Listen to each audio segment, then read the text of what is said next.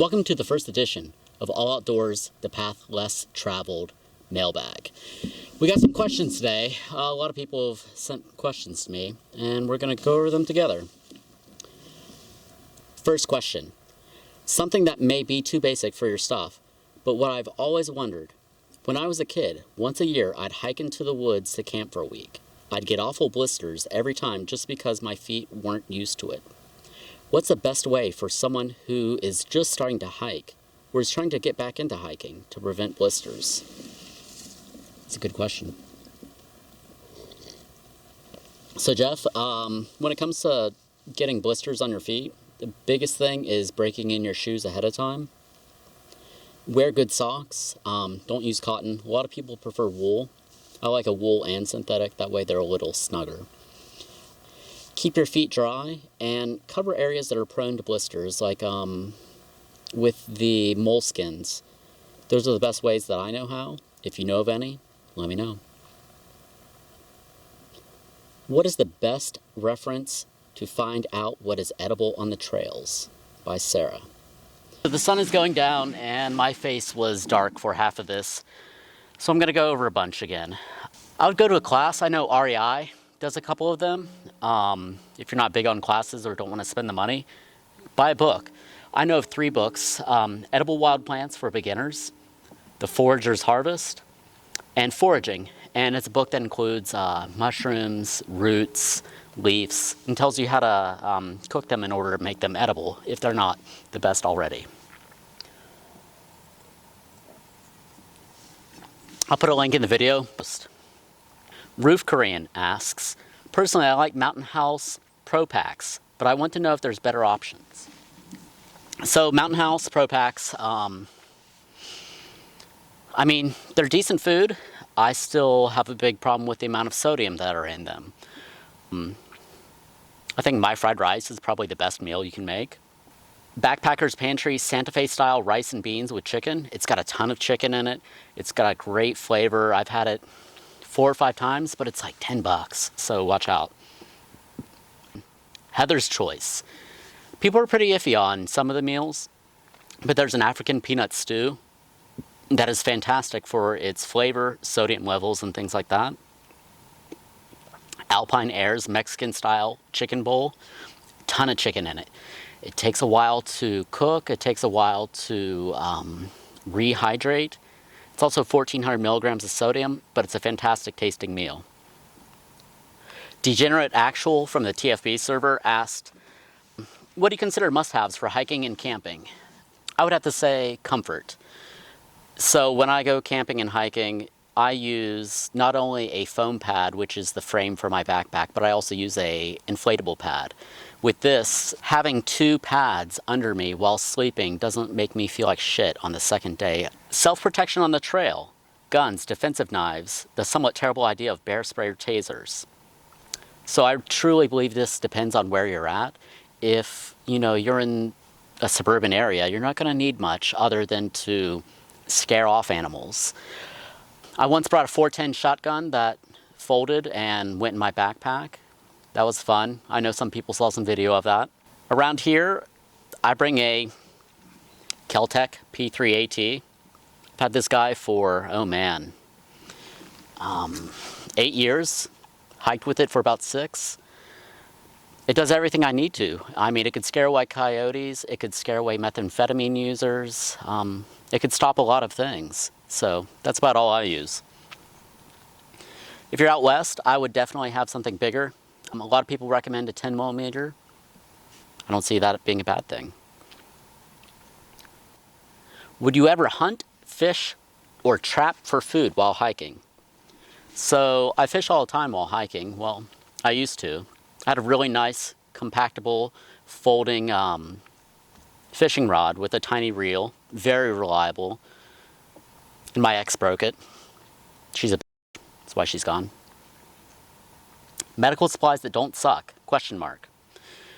So I usually make all my own kits. I'll have to check up on that. I know there's a really cool company at SHOT Show 2022 that I want to look into. If I find anything, I'll put it in the post and the video's description. Internal versus external pack frames. Are we in the 1970s? Like, who uses external pack frames anymore? That's something like if you're carrying 70 pounds of deer meat back to camp that you need to carry a shit ton of stuff. Most backpacks these days barely have an internal frame.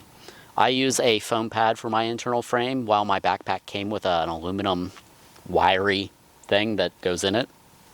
I didn't need that. The foam pad works as a great frame and it saved me like 6 ounces. Herbie asks, do you really need a sleeping bag? And if so, what's a good recommendation? So if it's going to be 40 degrees or under, I would bring a sleeping bag. 45 or so, you could probably get away with a liner or something similar. And don't forget, sleeping bags usually do not meet the numbers of temperature rating that they state on the bag.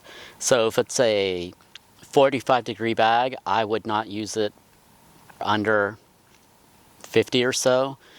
If it's a 32 degree bag, I wouldn't bring it in if it's under 40. Always bring a liner, always bring extra stuff to stay warm just in case you need it. There's a post about me nearly freezing up in Dolly Sods. It sucked.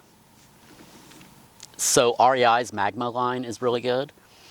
Big Agnes has a couple at a great price, which by great price I mean under $300.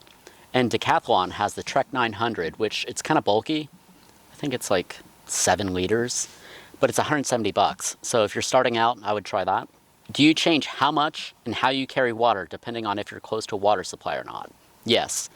So primarily I bring 2 1-liter bottles. I'll keep one full if I'm hiking near water. If I go away from the water, I fill both and fill my stomach and make sure I have enough to go. If I'm going really far, completely landlocked, I brought a Camelback a couple times, a 7-liter one, and it lasts me about 35 hours. Staying hydrated is important, it's vital, so do it.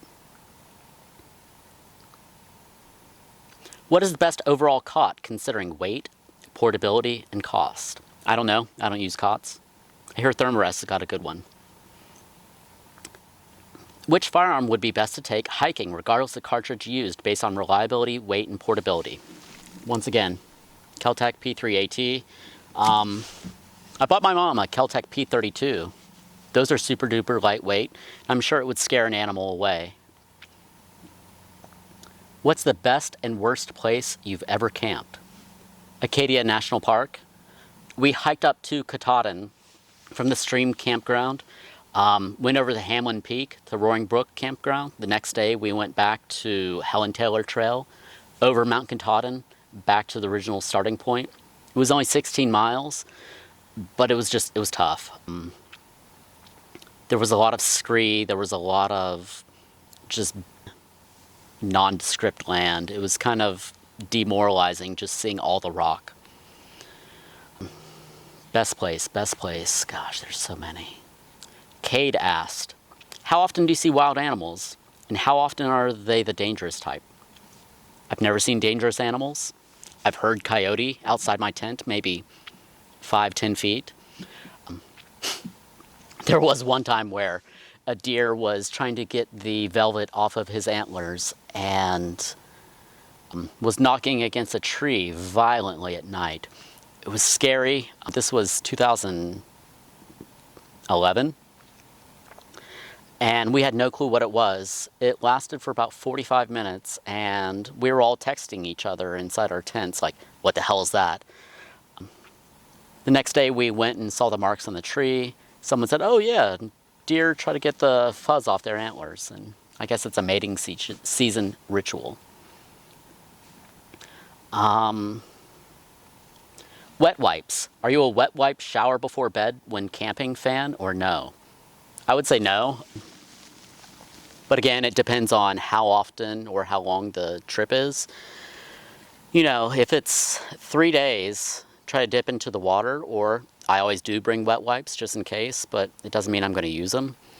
Going to bed gross, like that's part of camping, isn't it? So it's getting really dark. I got lights out here, but batteries are dying. I don't know how much longer I'm going to stay out here before I get in bed. If you have more questions, feel more than free to send questions to All Outdoor, post this video, or find other ways to contact. Or my Instagram, wv.glimpses.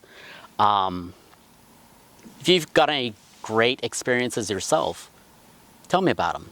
If you've ever been to North Carolina, tell me some trails. I'm tempted to go down there soon, so let me know what's interesting down there. Thanks. See you later.